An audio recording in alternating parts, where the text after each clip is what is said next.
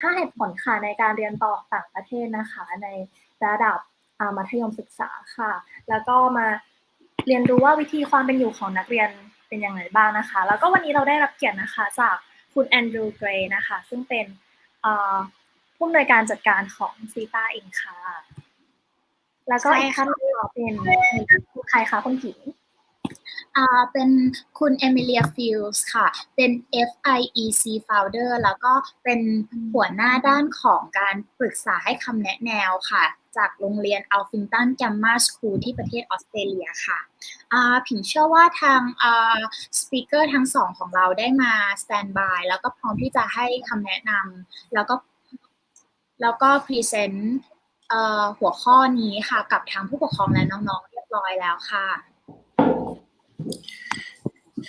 Good morning. Good morning, Emilia. Good morning. Morning. How are you? Fine, thank you. And welcome to everyone joining us as webinar today and for the virtual fair. Okay, I think everybody is ready to really hear a really good information from you and Emilia. We would like to hand over the screen to you guys. Thank you. Thank you.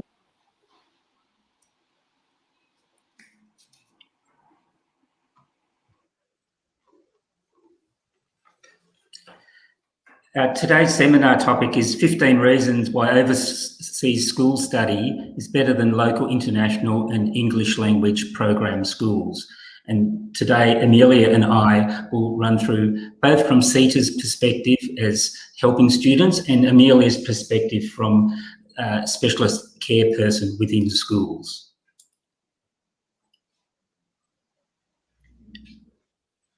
Next slide, please. So just to introduce ourselves, beyond the titles, today I wanted to share my experience to talk about study overseas for secondary school students. Just my personal background is I was a Rotary exchange student to Thailand, which to me was a life-changing experience. So I have great pleasure to be able to help from my personal experience through CETA to help students study overseas. Emilia, and what's your background? Good day, everybody, especially Bangkok. Good morning, Bangkok. Good day to all the other countries where you're coming from. It's my pleasure to be with you today. And yes, I was actually an international student myself. I went to Australia at the age of 14 without a word of English. So I know what it's like. I feel what the students are feeling. And that is the reason why I took on teaching. I've actually taught all my life. It's a lifetime passion because passion and care are my main key words. And last year I decided to become a consultant simply to keep the same passion going, but to help not just one school, but more than one school. So I'm looking forward to talking with you later and perhaps to meet some of you at the exhibition. Thank you for having me, Andrew. My pleasure. If we move on, and I'll just give an overview for the 4 main areas that we wish to talk about today. First, we have a very good presentation on which we'll send everyone the link, is 15 reasons to study overseas at secondary school level before university. But just today to feature why that is very important, to learn English to speak like a native speaker, access to participate, skill development, forge friendships, networks in world top schools, the social, the emotional benefits, emotional intelligence pickup, and of course, future careers to work either in multinational companies or founding your own business that works overseas. So we'll run through the details there today.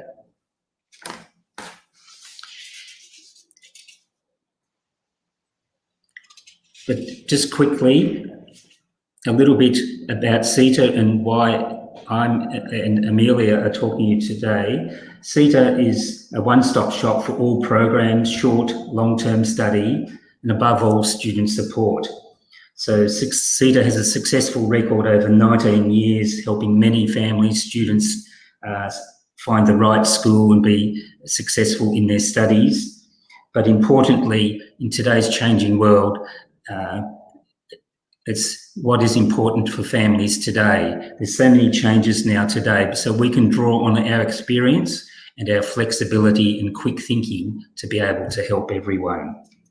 Emilia, can you give some background about Alphington Grammar, please? Sure. Thanks, Andrew. So next slide coming up.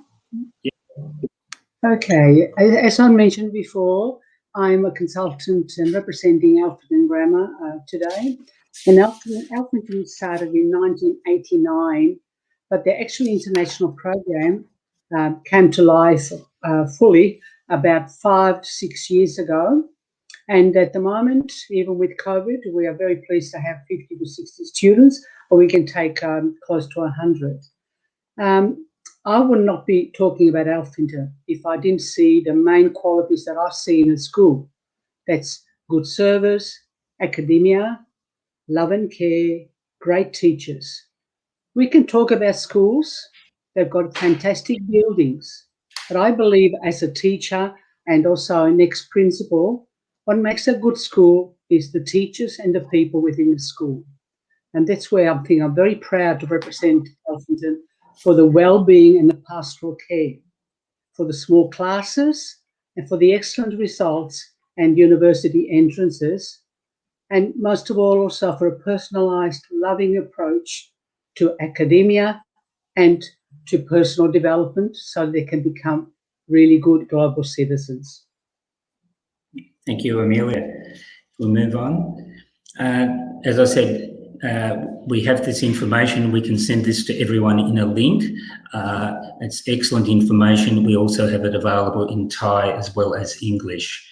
But today we'll have the opportunity, we'll just run through and give you some background and some personal insight as to why these points are very important.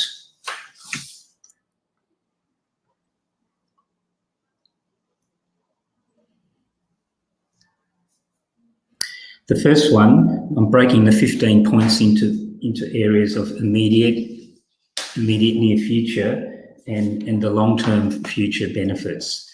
For the first one, we've listed the benefits here. You can read through that later, but I just wish to emphasise and stress that students in an English-speaking immersion environment that learn at school level retain their English lifelong.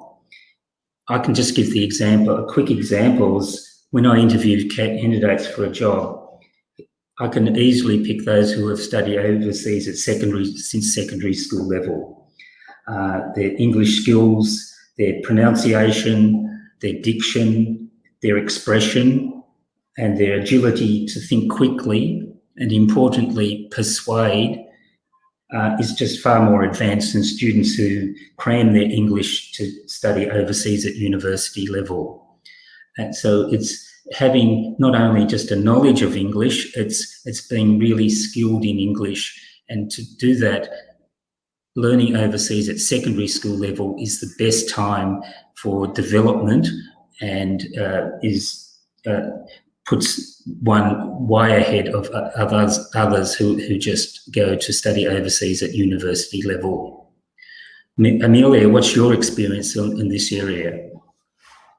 Well, actually, I'm going to follow up what you're saying, Andrew. That's I did mention before that I was an international student, and maybe I love stories because stories really pictures the real need and the real love of something. So here is my little story here. When I came to Australia, I knew no English at all. And I know how it feels for students and adults not to understand anything at all. Now, we didn't have language preparation classes like we have now. There are many of those established in Australia. We didn't have teachers that could be bilingual at that stage. So I was put into a class of 50 students and I didn't understand anything at all. In fact, I was asked by the teacher to read something on my very first day, and the whole class really started laughing. Now, times have changed. because now we have preparation classes, we have bridging courses, we have orientation. So I like to sort of keep in mind that I'm talking about something which is very vital, that's language for life. The students that come to Australia, or in our case, or abroad, anywhere they want to go, they're going to develop the language much more quickly, because to me, as a linguistic and a foreign language teacher, I can say that language and culture goes hand in hand. If you're in the culture of that country, you're going to learn the language and you're going to learn the native language, because the two things are together. If you think of a baby trying to speak English or Thai or Chinese, the baby starts with just mumbling words, blah, blah, and whatever they are. How does a baby change from the blah, blah, blah to actual words? It's the culture, it's the parents, it's everybody around them that shape the language of that child.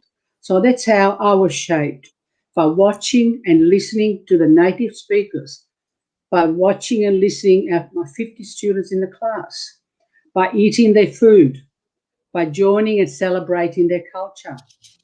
I was fluent in 9 months, and your children, your students can be too. It's much quicker and a lot more beneficial. And also you learn to be confident, you learn the language, in independence, and the love of the new country, and of course the nurturing of your own country as well. Well, thank you, Emilia. We'll move on to the next slide. And here we've got the immediate benefits within the schools. I'll just touch on just one point from my personal point of view. I just know my own children at school overseas. They've had access to top career teachers and mentors over their 6 years of secondary school. And that's been important because there's been the continuity and confidence that they could develop, that they had someone trusted to turn to all the time. Whereas I find that local international schools here, they have vast majority of teachers on 2-year contracts and senior teachers on 3-year contracts. And there's that turnover of teachers, so that consistency and that continuity, which is important in the development years to build trust and security, to explore and solve problems, or just expand your confidence, is just not on par with a overseas school that has homegrown career-based teachers. So Emilia, could you please answer more from the internal schools perspective? Yes, I think, we're talking about leaders, we're talking about teachers, we're talking about having access to a much broader spectrum of education. And I did mention at the very beginning about teachers and learning, which goes hand in hand. Again, I recall a student from Japan, actually, that said to me 6 weeks after he arrived in Australia and being at one of my schools, and he said, "Mrs. Phil, just hold my hand." And I said, "Yeah, you okay?" "No, just hold my hand," which I did. He said, "I just want to touch reality." I really cannot believe that the education system in Australia is just so interesting, so loving, so caring. He said, "I loved my country, I loved Japan, I loved my school, but there's something different here. The way it's taught and the way the teachers are giving extra time for tutoring, of course, and it's all free. I could stay after school till 5 o'clock, 6 o'clock, and that's free for us. So extra tutoring, extra time, extra staff, caring staff. I feel loved and I feel wanted. And I need that because I do miss my family and my country greatly." And I said, "Yes, I can understand that." But he said, "I found everything that maybe it was a dream, and now I'm touching reality, whilst I'm still missing my beloved country." So all of this makes it a better preparation for them, because sport is a very big thing here too. And this particular student wanted golf. And of course, there's such a variety of sport and people that can do that on after school. and the same with tutoring and Saturday mornings as well. Most schools can cater for that. So it's a holistic approach to learning and teaching and caring for the student. Thank you, Emilia. We'll move on to the next slide. And here is the critical part. It's soft skills or emotional intelligence. What can be gained from overseas study in today's changing world is we need to be able to adapt. We need to be able to handle ourselves in any social situation. Importantly, learn what our passion is and follow it, so that whatever your lifelong goals is, you can achieve those goals.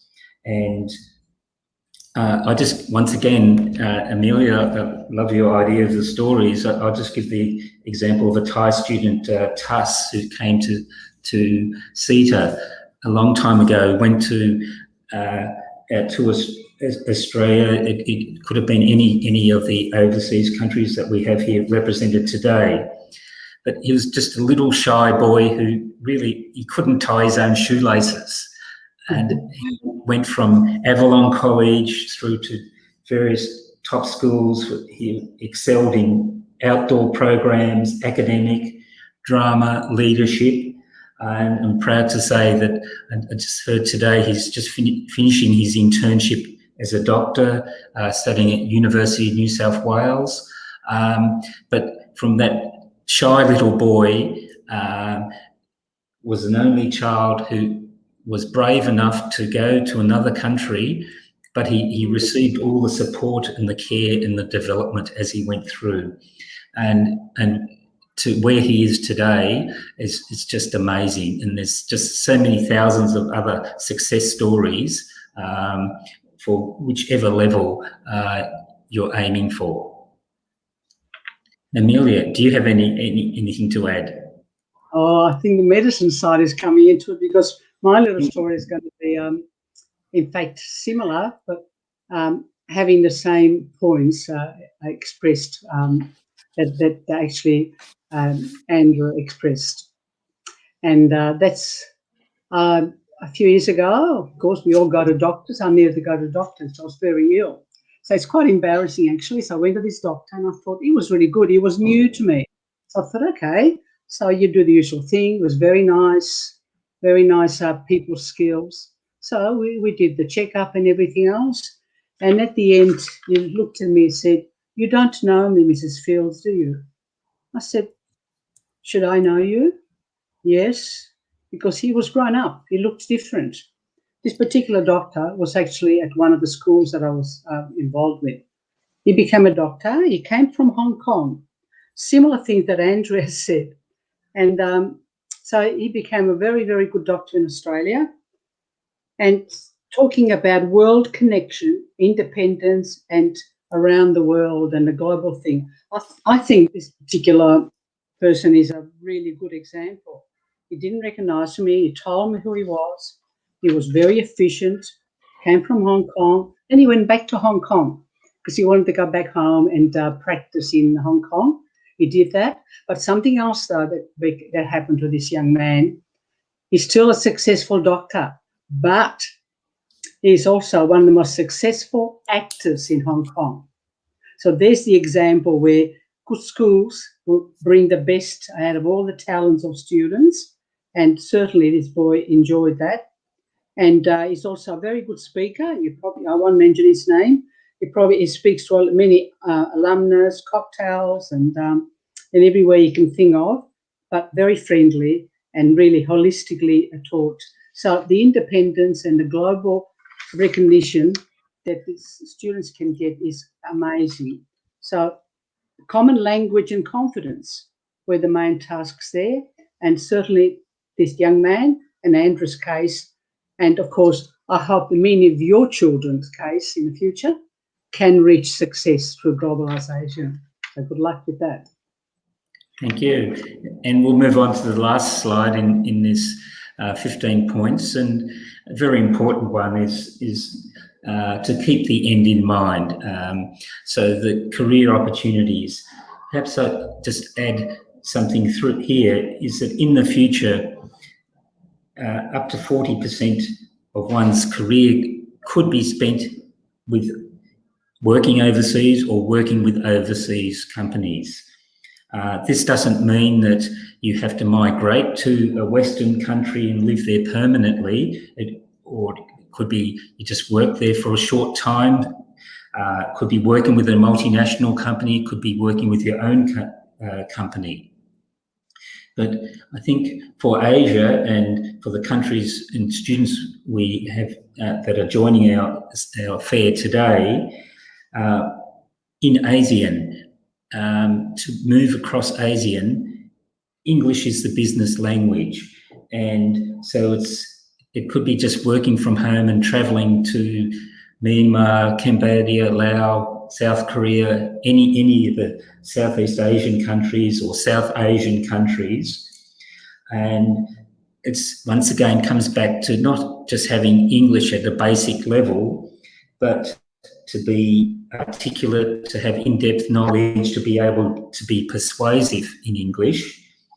That base can really come from a solid secondary school foundations study of English before university. So I just leave with that point that in the future, maybe in your career, 40% of your time could be overseas at any particular time. Emilia, do you have anything to add? No, just what I want to add here is, talking about careers, how well that's done at the secondary level. Students sometimes don't know what they want, and we encourage them to do their best and to find their passion. But in secondary schools, the students are actually guided right from, say, year 8 to year 9, the individual level, to find their passion and to nurture their passion throughout. And the selection of subject is done very accurately, and the counselling is done very thoroughly as well. So by the time they get to, say, year 11 and 12, let's say VCE, or IB, or year 13 in some countries, they are very well into what they really want to do, what subjects they want. So they get a very, very good chance to choose wisely, or not only the subjects they leave the university, but at the end of their final year at secondary school, they can actually apply through the schools. For example, in Australia, they get 10 choices. Now, if a student wants to be an engineer, that student can put 10 choices down for engineering, but 10 universities. But if they're not sure, they've got 2 or 3 passions, engineering or art or something else, they can mix and match and put different universities and different subject university, different faculties. Guess what I'm saying is it's very global, because they can go anywhere as long as they've got a good ATAR, and the world is their oyster, as we say in Australia. The world is theirs. It's very global. They get opportunities to follow their dreams anywhere in the world. Well, thank you, Emilia. And we'll just, the time's running short now, but I just have a next slide of just some examples of families that CETA has helped. Starting from the left, Gunn and his parents. He's now studying at Truro in UK. Came from a demonstration school in Bangkok, not an international program. Went to UK, studied Bishopstroad. Now is very well settled at Truro. In the centre is Cheng. Came from a Thai school, Rung Arun school. She's now year 13 studying IB, chose to study in that curriculum, the choices available, now studying very successfully and totally involved with the school community. And the last one, Meg, he's graduated from William Angliss Institute in Australia. His brothers also studied secondary school level, University of Melbourne. Younger brother also currently at William Angliss, a world's top hospitality college. So there's a variety of careers, futures ahead, and at CETA and from looking at all the schools in today's fair, you can seek out which schools which really suits you. It's your chance to interview the schools to say what really suits your needs best. And knowing that through CETA, through the help of people like Emilia, that we have support, there's that total support for that social soft skill development, that soft skill, it's not only soft skill, it's also a soft power that we can give to students. So on that basis, I'd welcome any questions we have, and please stay in tune for the next talk on the webinar. Just to add to our theme, it's safety for studying overseas. It's entering into specialist courses. So there's a lot of information to share today, but if there's any questions to myself or Emilia, we'd certainly welcome them.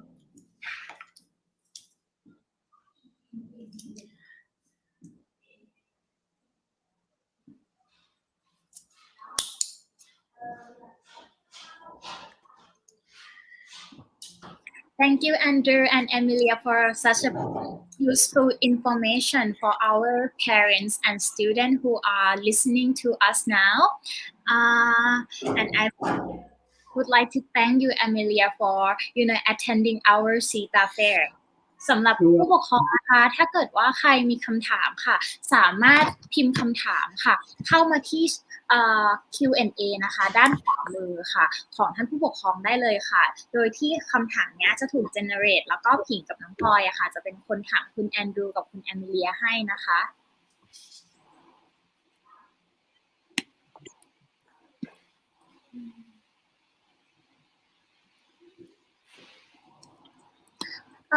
Emilia,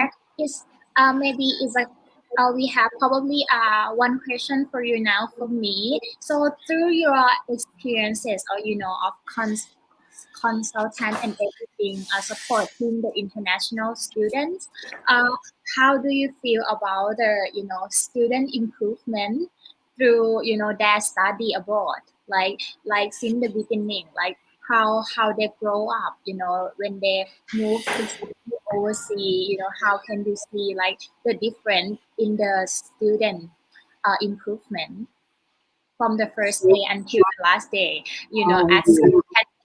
can you share a little bit about that?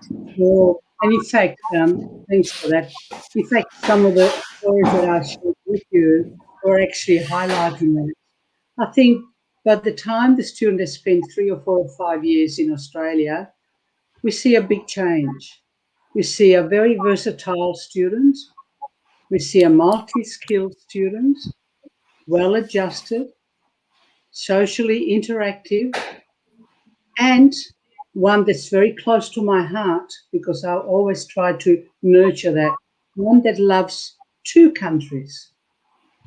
The homeland, because I always remember them. At Christmas time, I always say to them, you must go back home. Go where the heart is. Go and nurture your heart. They love both countries. And they're actually not sure where they want to sort of stay on in the future. And they're independent. They're very, very confident in facing the next chapter of their life. So I'm really impressed with them. That sounds really great, and I think that probably encourage parents and students to who are not really sure that should I send the student to to study overseas or not. They will see the benefit of it more. And as a mother myself, I didn't allow this a few years ago. I was very nervous about sending my child abroad, and I understand the parents. It's a very difficult decision. You're going to put your heart in someone else's side. And I say to the children, first thing I do when I used to go to the airport and pick them up, ring your mum, ring your parents, talk to them, because it's a very difficult thing. And for the students, the first few weeks is really hard. But I really like that because then I know that they really are feeling the closeness of the parents. So we need to really adjust that very well. And we need to be in touch with the parents because the parents are going through that transition as well. So once that's done, and the school does that, then I think we are improving on what already is a great individual that the parents have given us with all their love. Thank you very much, Emilia. I think it's time to move on to the next topic now. Thank you, Emilia and Andrew, so much for joining our first session and giving such useful information for our parents this morning. And You're welcome. You're welcome, CETA. Thank you very much.